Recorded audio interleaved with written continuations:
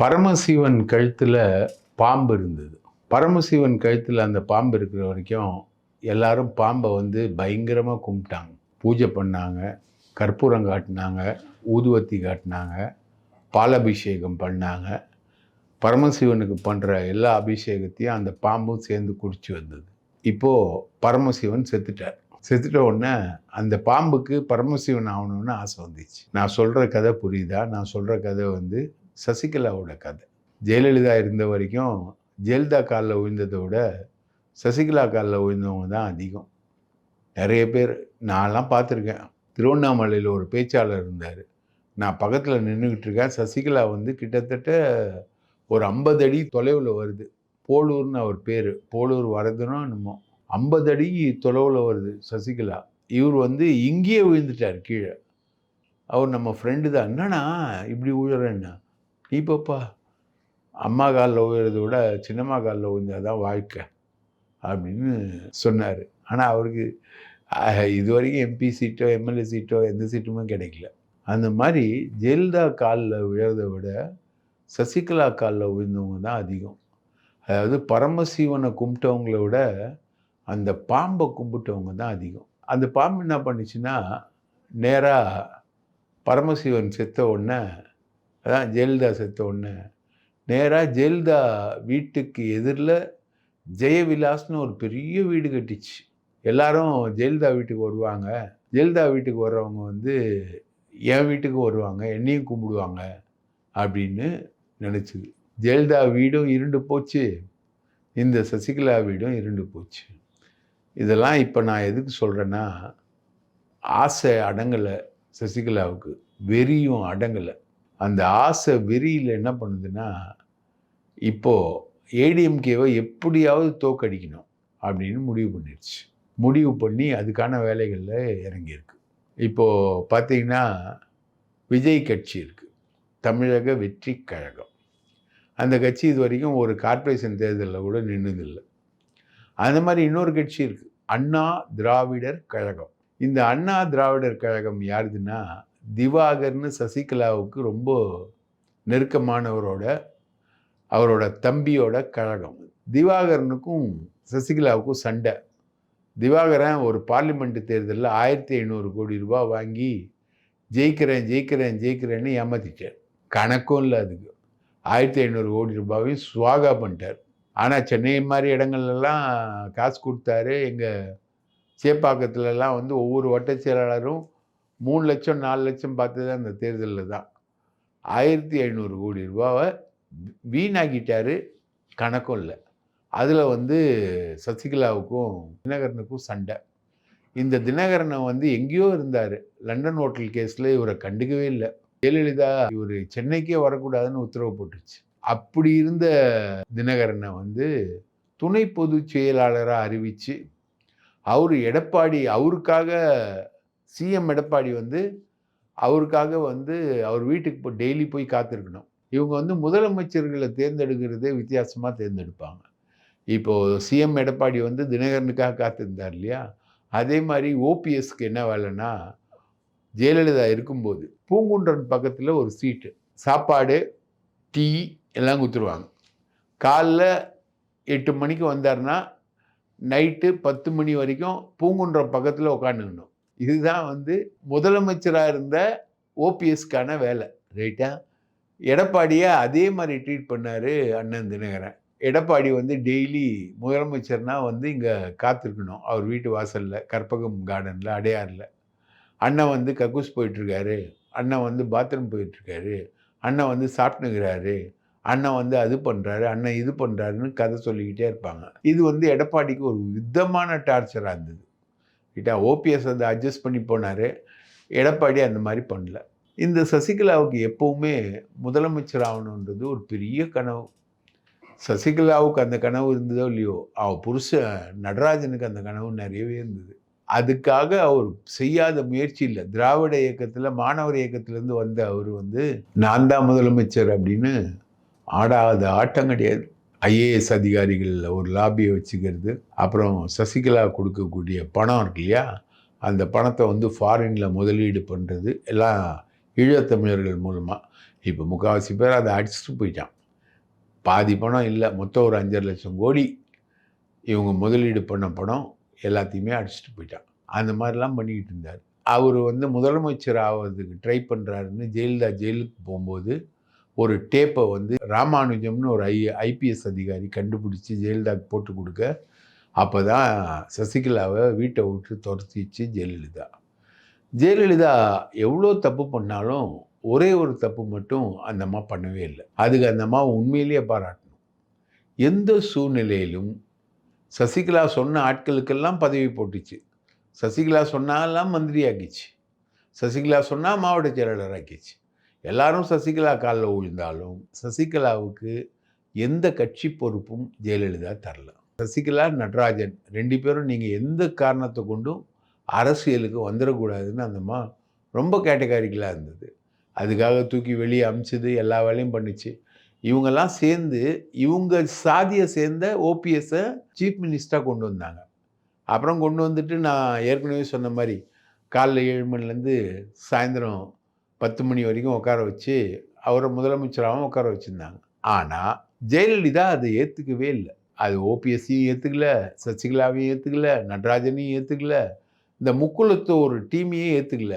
ஆனால் அந்த அம்மாவை என்ன நம்ப வச்சுருந்தாங்கன்னா, போன ஜென்மத்தில் அந்த அம்மா வந்து முக்குளத்தூரோட ராணியாக பிறந்தாங்க அப்படின்லாம் ஜோசியத்தை வச்சு நம்ப வச்சுருந்தாங்க. அதெல்லாம் அந்த ஜெயலலிதா அதெல்லாம் பெருசாக எடுத்துக்கவே இல்லை. இந்த முக்குளத்தூர் கம்யூனிட்டியை அவங்க பெரிய அளவுக்கு சசிகலா சொல்லி அவங்க அங்கே இருக்கிறவங்க எல்லாம் மேலே வந்தாங்க. சாதாரணமாக இருந்தவங்கலாம் ஒரு 1000 பேர் இன்றைக்கி கோடீஸ்வரனாக இருக்கான்னா அதுக்கு காரணம் வந்து சசிகலா தான். அப்படிலாம் பண்ணாங்க. ஆனால் சசிகலாவை நம்பவே இல்லை. ரைட்டா? இப்போது சசிகலா என்ன பண்ணுறாங்கன்றது தான் முக்கியமான விஷயம். இந்த திவாகரோட அண்ணா திராவிடர் கழகத்துக்கு இப்போது சசிகலா ஃபைனான்ஸ் பண்ணுறாங்க. ஏன்னா தினகரனுக்கும் இவங்களுக்கும் சண்டை. அதனால் இப்போது திவாகருடைய அண்ணா திராவிடர் கழகத்துக்கு இந்தம்மா ஃபைனான்ஸ் பண்ணுறாங்க. அண்ணா திராவிடர் கழகம் வந்து தமிழக வெற்றி கழகத்தோட கூட்டணி பேசி 20 சீட்டு வாங்கியிருக்கு. இந்த 20 சீட்டும் எங்கே வாங்கியிருக்காங்கன்னா தென் மாவட்டங்களையும் டெல்டா மாவட்டங்களையும் வாங்கியிருக்காங்க. எதுக்குடா வாங்கினீங்க அப்படின்னா, இந்த முறை டிடிவி தினகரனையும் எடப்பாடியும் தோக்கடிக்கணும் அப்படின்ட்டு. நீங்கள் பார்த்தீங்கன்னா சசிகலாவால் பல விஷயங்களை செய்ய முடியும். இப்போ ஒரு லிஸ்ட் எடுத்திருக்காங்க சசிகலா. 234 தொகுதிகள்லையும் இருக்கக்கூடிய அதிமுகவில் இருக்கக்கூடிய அதிருப்தி ஆட்கள் அவங்களாம் சீட்டு கேட்டிருப்பாங்க. அவங்களுக்கெல்லாம் சசிகலா ஃபோன் பண்ணி பேசுகிறாங்க. பேசிட்டு உங்களுக்கு நான் ஃபைனான்ஸ் தரேன், நீங்கள் வந்து ரெட்டை இலையை முடக்கணும், எடப்பாடியை தோக்கடிக்கணும், டிடிவி தினகரனை தோக்கடிக்கணும், அவங்க தோத்துட்டாங்கன்னா நம்ம வந்து கட்சியை கைப்பற்றிடலாம், நான் பொதுச் செயலாளர் ஆகிடுவேன், ஓபிஎஸ் வந்து முதல்வர் கேண்டிடேட்டாக வருவார் அப்படின்னு ஒரு பிளான் போட்டு இந்த அண்ணா திராவிடர் கழகத்துக்கு நம்ம தாவேகாவோட அலையன்ஸ் எப்படி பொருத்தம் பாருங்கள். ஜாடிக்கு ஏற்ற மூடி. இதுவும் எலெக்ஷனில் நின்னதில்லை. தாவேகாவும் அண்ணா திராவிடர் கழகத்தையும் ஆரம்பித்து ஒரு 3 வருஷத்துக்கு முன்னாடி ஆரம்பித்தார் அவர். இந்த சண்டை வந்தப்போ யாருக்கும் டிடிவி தினகரனுக்கும் அவருக்கும் சண்டை வந்தப்போ அவர் ஆரம்பித்தார். அவர் அமமுகன்னு ஆரம்பிச்சதுனால அதுக்கு போட்டியாக அண்ணா திராவிடர் கழகம்னு ஒன்று ஆரம்பித்தார்.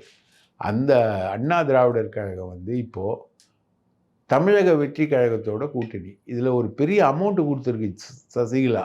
யாருக்கு? அண்ணன் விஜய்க்கு.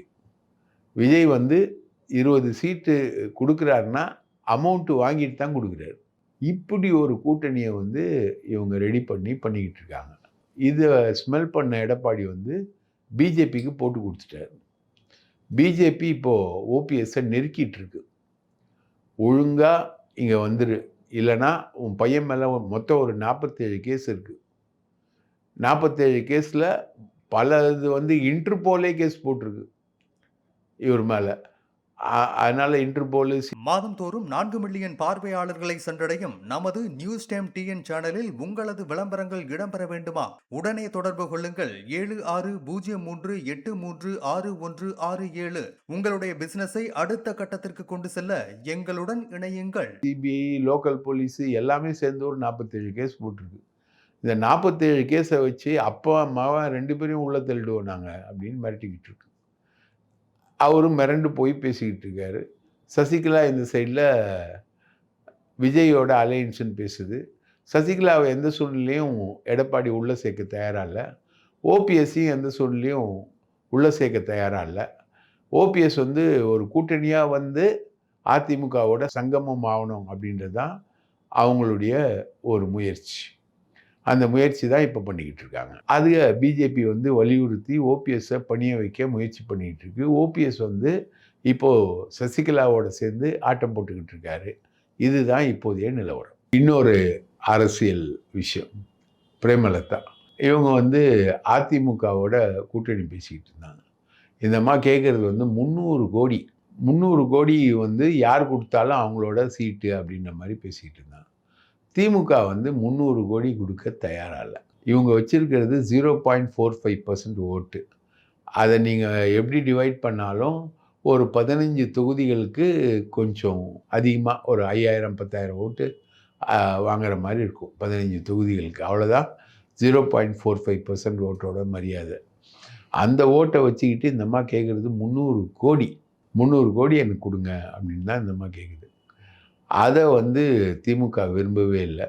குறிப்பாக முதல்வர் ஸ்டாலின் வந்து அதை விரும்பவே இல்லை. அந்த 300 கோடி பேரத்தை வந்து இந்தம்மா ஏடிஎம்கேல செலுத்தி பண்ணிக்கிட்டு இருக்காங்க. ஏடிஎம்கேவுடைய இன்னைக்கு ஃபினான்சியர் பார்த்திங்கன்னா அதானி தான். அதானி, அம்பானி, அதுக்கப்புறம் ஸ்டெர்லைட் ஓனர், வேதாந்தா நிறுவனத்தோட ஓனர் அனில் அகர்வால், இவங்க தான் வந்து இப்போது ஏடிஎம்கேக்கு ஃபினான்சியர்ஸ். ஆட்சி மாற்றம் வந்த உடனே தமிழ்நாட்டை வந்து கொள்ளைக்காடாக்கிறதுக்கு தான் இந்த கூட்டணி. அம்பானி கையிலையும் அதானி கையிலையும் நம்ம ஸ்டெர்லைட் ஓனர் கையிலையும் தமிழ்நாடு மாட்டிக்கும். இவங்க வந்து 300 கோடி கொடுக்கலாமா, அது ஒர்த்தா அப்படின்னு பிஜேபிக்கு கிட்ட கேட்கும்போது வெயிட் அப்படின்னு பிஜேபி சொல்லியிருக்கு. அங்கேயும் பிரேமலதாவுக்கு வந்து 300 கோடி கிடைக்கல. அதுலேயும் பெண்டிங்கில் போகுது. இப்போது லேட்டஸ்ட்டாக வந்து திமுகவோட பேசி திமுக 6 சீட்டு ப்ளஸ் ஒரு ராஜ்யசபா யாருக்குன்னா சுத்தீஷ்க்கு, எல்கே சுத்தீஷ்க்கு ராஜ்யசபா 6 சீட்டு. அதுக்கப்புறம் தான் 300 கோடியில் அவ்வளோ 300 கோடிலாம் தர முடியாதுன்னு சொல்லிட்டு அவங்க பேரம் பேசி இறங்கி வந்துக்கிட்டு இருக்காங்க. இப்படி அதிமுக திமுக 2 சைட்லேயும் பேசிக்கிட்டு இருக்க ஆள் பிரேமலதா. எப்படி இருக்கு பாருங்கள் தமிழக அரசியலில் எப்படிலாம் பண்ண முடியும். விஜயகாந்த் வந்து ஊழலுக்கு எதிராக போராடினவர், ஊழலுக்கு எதிராக குரல் கொடுத்தவர். அவரை வச்சுக்கிட்டு அவரோட கட்சியை வச்சுக்கிட்டு கம்ப்ளீட்டாக இந்த நான் வார்த்தையை சொல்லக்கூடாதுன்னு நினைக்கிறேன், கம்ப்ளீட்டாக ரேட்டு பேசி விற்கிறது. ரேட்டு பேசி தன்னை விற்கிறவங்கள என்ன சொல்லுவாங்க நம்ம தமிழகத்தில்? அந்த மாதிரி ஒரு கேவலமான ஒரு வேலையை வந்து பிரேமலதா பண்ணிக்கிட்டு இருக்காங்க. அதுக்கப்புறம் பார்த்திங்கன்னா வேல்முருகன், அவர் வந்து காரல் மார்க்ஸ் சிலை திறப்பு விழாவுக்கு அவர் வரல. உடனே அவரை வந்து திமுக கூட்டணியை விட்டு போயிட்டார் அப்படின்ற மாதிரி ஒரு பிரச்சாரம் பெரிய அளவுக்கு நடந்தது. இப்போது அவர் வந்து விஜயை கண்டித்து அறிக்கை கொடுத்துருக்கார். விஜய் வந்து மு.க. ஸ்டாலினை பேசக்கூடாது, மு.க. ஸ்டாலின் தியாகம் பண்ணி வந்தவர், அவரோட தியாகத்துக்கெல்லாம் வந்து விஜய் சமமாக மாட்டார் அப்படின்ற மாதிரி பேசியிருக்காரு. விஷயம் என்னன்னா, இந்த வேல்முருகனுக்கு மாதம் 2 கோடி ரூபாய் மணல் மாஃபியாலேருந்து போகுது அவருக்கு. அது மாதிரி காசு எல்லா இடத்துலையும் கட்டிங்க. பொது கணக்கு குழுவில் தான் இருக்கார். அதில் வந்து பயங்கர கட்டிங்க வேல்முருகன். இவர் வந்து திமுக கூட்டணி விட்டு போவேன்னு அடிக்கடி மிரட்டுறாரு.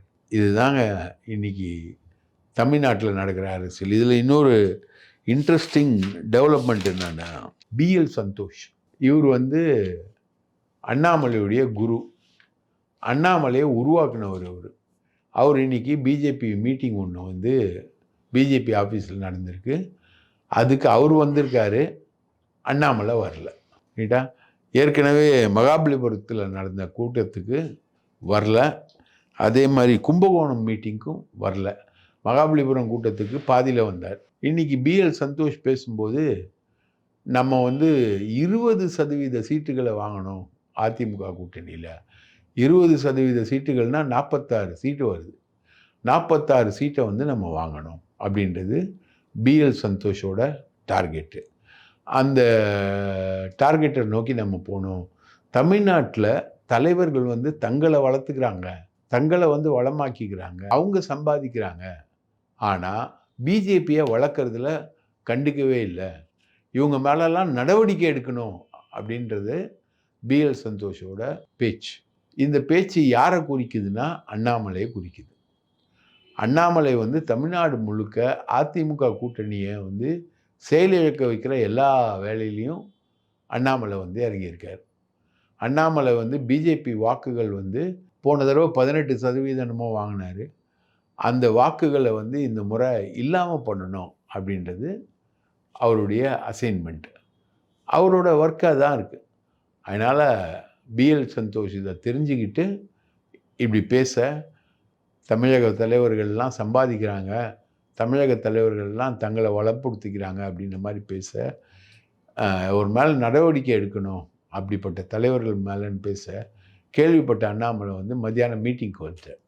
மத்தியானம் மீட்டிங்க்கு வந்து நான் நல்ல புள்ள அப்படின்ற மாதிரி தலையை காமிச்சிட்டு போயிருக்கார். இதே மாதிரி டெல்லி ஹைகோர்ட் வந்து அன்புமணி தான் பாமக தலைவர், அவருக்கு தான் மாம்பழம் சின்னம்னு சொல்லிட்டு அவருக்கு லெட்டர்லாம் அனுப்பிச்சிருந்தது. அதை எதிர்த்து ராமதாஸ் வந்து கேஸ் போட்டிருந்தார், டெல்லி ஹைகோர்ட்லேயே போட்டிருந்தார். அந்த கேஸை வந்து இன்றைக்கி முடிச்சு வச்சுட்டாங்க.